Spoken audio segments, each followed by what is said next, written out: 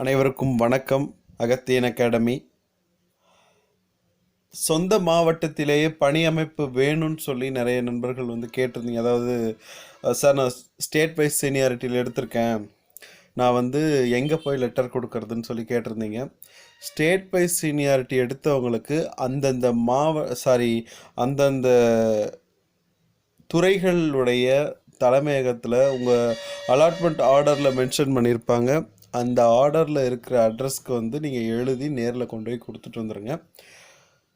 மாவட்ட வாரியாக, அதாவது டிஸ்ட்ரிக்ட் வைஸ் சீனியாரிட்டியில் செலக்ட் பண்ணவங்க உங்களுடைய சம்மந்தப்பட்ட, இப்போ சேலம் மாவட்டத்தை சார்ந்தவர் ஈரோட்டில் எடுத்திருக்காரு, அதாவது ஈரோடு வருவாய் துறை எடுத்திருக்கீங்கன்னா நீங்கள் ஈரோடு மாவட்ட கலெக்டர் ஆஃபீஸில் போயிட்டு அதுக்குன்னு ஒரு ரெக்வெஸ்ட் லெட்டர் எழுதி கொடுத்துட்டு வரணும். ஸோ இந்த லெட்டர் ஃபார்மேட் எப்படி எழுதுறதுன்னு பார்த்தீங்கன்னா, அனுப்புனர், உங்களுடைய குரூப் 4 பதிவு எண், உங்களுடைய அட்ரஸ், அதுக்கப்புறம் பார்த்தீங்கன்னா உங்கள் ஊர், அதுக்கப்புறம் உங்களுடைய ஃபோன் நம்பர். அடுத்தது நம்ம நண்பர் ரெவென்யூ டிபார்ட்மெண்ட் எடுத்திருக்காரு சேலத்தில். அவர் ரெவென்யூ குரூப்பில் ஷேர் பண்ண ஒரு ஃபார்மேட் தான் இது. ஸோ அந்த நண்பருக்கு எங்களுடைய நன்றிகள். நண்பரின் பெயர் திருமுருகன். அவருடைய அட்ரஸ் இருந்ததுனால நாங்கள் அதை மறைச்சிட்டோம். அடுத்தது பார்த்திங்கன்னா, பெறுநர் உயர் திரு மாவட்ட ஆட்சியர் அவர்கள், வருவாய் மற்றும் பேரிடர் மேலாண்மை துறை, மாவட்ட ஆட்சியர் அலுவலகம், சேலம். மதிப்பிற்குரிய மாவட்ட ஆட்சியர் அவர்களுக்கு பொருள், நீங்கள் எப்பவுமே ஒரு லெட்டர் நீங்கள் எழுதுறீங்கன்னா அரசு அலுவலருக்கு பொருள் கண்டிப்பாக இருக்கணும். ஆத்தூர் அல்லது பெத்தநாயக்கபாளையத்தில்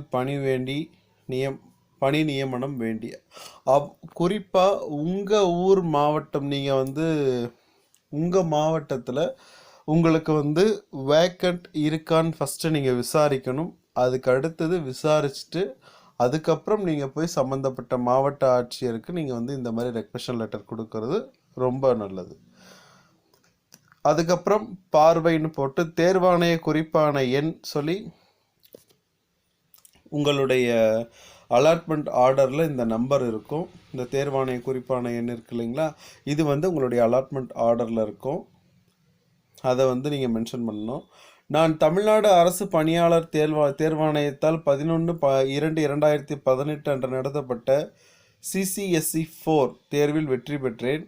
மேலும் 4/12/2018 அன்று தேர்வாணையத்தின் நடந்த கலந்தாய்வில் சேலம் மாவட்டம் வருவாய் மற்றும் பேரிடர் மேலாண்மை துறையில் இளநிலை வருவாய் உதவியாளர் பதவியை தேர்ந்தெடுத்துள்ளேன். எனவே அருள் கூர்ந்து நான் வசித்து வரும் இடத்திற்கு அருகிலுள்ள ஆத்தூர், பெத்தநாயக்கன் பாளையம் அவற்றில் ஏதேனும் காலி பணியிடம் இருப்பின் அங்கு பணியமர்த்துமாறு பணிவுடன் கேட்டுக்கொள்கிறேன். இதுதாங்க லெட்டர் ஃபார்மேட். இப்படி தான் எழுதணும். குறிப்பாக இந்த மாதிரி ரெக்வெஸ்ட் லெட்டர் எழுதி கொடுக்கும்போது ஃபஸ்ட் ப்ரிஃபரன்ஸ் எப்போவுமே லேடிஸ்க்கு மட்டும்தான் கொடுப்பாங்க. லேடிஸ் அப்பாயிண்ட் பண்ணிவிட்டு அவங்கள தவிர்த்து தான் ஜென்ஸ்க்கு ப்ரிஃபரன்ஸே கொடுப்பாங்க. மோஸ்ட்லி ஜென்ஸ்க்கு பார்த்திங்கன்னா ப்ரிஃபரன்ஸ் கொடுப்பாங்க. ஃபேமிலி மேனுக்கு மட்டும், பேச்சுலராக இருந்தால் அவங்க பார்த்து அலாட் பண்ணுற இடங்கள் மட்டும்தான். டிஸ்ட்ரிக்ட் வைஸ் சீனியாரிட்டி எடுத்திருக்கிறவங்க உங்கள் ஏரியாவில் ஜோன், தாலுக்கா வாரியாக பிரிச்சிருப்பாங்க. அதாவது இப்போது தருமபுரின்னு எடுத்திங்கன்னா, தருமபுரி மாவட்டத்தில் பெண்ணாகரம், அப்புறம் இந்த மாதிரி பெண்ணாகரம் பக்கத்தில் பாப்பிரெட்டிப்பட்டி, அதுக்கப்புறம் பார்த்திங்கன்னா நல்லம்பள்ளி, இந்த மாதிரியான ஏரியாக்களில் அலுவலகங்கள் இருக்கும். அது குறித்த பணியமர்வு காலி பணியிடங்கள் பார்த்து பணியமர்த்தப்படுவீர்கள். அதே போல் உங்கள் ஊரில் பார்த்திங்கன்னா எந்தெந்த ஏரியாவில் வேக்கண்ட் இருக்குன்னு சொல்லி நீங்கள் செக் பண்ணி அந்த ஏரியாவுக்கு ஏற்ற மாதிரி நீங்கள் ரெக்வெஸ்ட் லெட்டர் எழுதி கொடுங்க. குறிப்பாக டிஸ்ட்ரிக்ட் வைஸ் சீனியாரிட்டி எடுத்தவங்க எந்த டிஸ்ட்ரிக்ட் சூஸ் பண்ணிங்களோ அந்த மாவட்ட ஆட்சியர் அலுவலகத்தில் போயிட்டு நீங்கள் இந்த மாதிரி ரெக்வெஸ்ட் லெட்டர் கொடுங்க. ஸ்டேட் வைஸ் சீனியாரிட்டி எடுத்தவங்க அந்த ஆஃபீஸுடைய ஹெட் ஆஃபீஸ் உங்களுக்கு மென்ஷன் பண்ணியிருப்பான், அங்கே போய் கொடுங்க. டைப்பிஸ்ட் கவுன்சிலிங் முடிஞ்ச பிறகு ஒரு வாரம் இல்லைன்னா ஒரு வாரம் கழித்து போயிட்டு நீங்கள் ரெக்வெஸ்டன் லெட்டர் கொடுங்க. டைப்பிஸ்ட்டுக்கான ஆர்டர், டைப்பிஸ்ட் கவுன்சிலிங் முடிஞ்சு, டைப்பிஸ்ட் ஸ்டெனோ முடிஞ்சு உங்களுக்கு வந்து 15லேருந்து 20 நாட்கள் வரைக்கும் எடுக்கலாம். ஜேஏவோட ஜாயினிங் வந்து 25லேருந்து ஸ்டார்ட் ஆகும். ஸோ அதுக்குள்ளே வந்து ஒவ்வொரு துறையாக ஆர்டர் டிஸ்பேச் ஆகும். எல்லா துறைகளுக்கும் ஒரே சமயம் ஆர்டர் வருங்கிறது அதாவது உறுதியாக சொல்ல முடியாது. ஒரு சில துறைகள்லாம் பார்த்திங்கன்னா 2 மாதம் 3 மாதம் வரைக்கும் எடுக்கும். இதை நான் ஆல்ரெடி சொல்லியிருப்பேன். ஸோ வெயிட் பண்ணணும். அதுக்கப்புறம் பார்த்தீங்கன்னா டைப்பிஸ்ட்டுக்கு சேம் இதே லெட்டர் ஃபார்மேட் தான். டைப்பிஸ்ட் பொறுத்த வரைக்கும் உங்களுக்கு தாராளமாக ஒரு 15லேருந்து ஒரு 20லேருந்து 30 டேஸ் வரைக்கும், ஒரு மாதம் வரைக்குமே கூட ஆகிறதுக்கு வாய்ப்புகள் உண்டு. ஸோ இவ்வளோ நாள் வெயிட் பண்ணிங்க, கொஞ்ச நாள் வெயிட் பண்ணுங்கள். தொடர்ந்து இணைந்திருங்கள் அகத்தியனுடன். நன்றி, வணக்கம். அனைவருக்கும் வணக்கம். Agathiyan academy India's largest online platform for competitive exams, அதாவது போட்டித் தேர்வுகளுக்கான இந்தியாவின் நம்பர் 1 ஆன்லைன் ஸ்தாபனம் எதுன்னு பார்த்தீங்கன்னா அன்அகாடமி.